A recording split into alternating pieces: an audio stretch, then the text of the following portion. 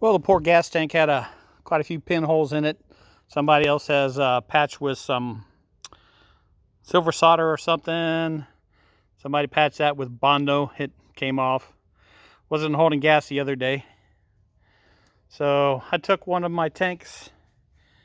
I'm not sure if this came off the Tecumseh or... Yeah, this had to come off the Tecumseh, I believe. 10 horsepower. Fits in there nicely. Did have to drill a hole for the fuel nipple to go down.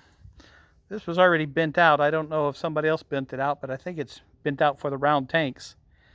So she fit in there pretty nicely. The back needs to be raised up a little bit because all the tank sits in the back, or drill a hole on this side and spin the tank around. But then if you pour gas in this thing, it'd go towards the battery. I'd rather have it just fall out.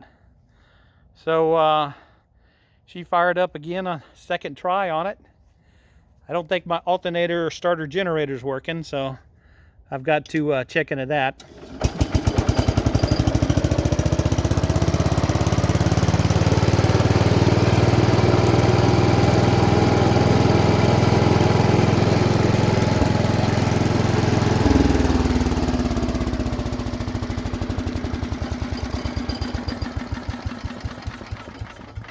Got a lot of leaves inside. Need to clean out all that. And then the poor gearbox is going to have to be serviced. It did sound a little whiny, and you could tell by the hubs they're just soaked in grease. So we're going to need some new seals here shortly on this girl.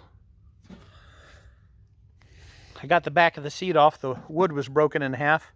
So I'm going to make a new piece of wood and try to sew myself a new seat. But other than that, she runs and drives just fine. Wheel kind of looks odd.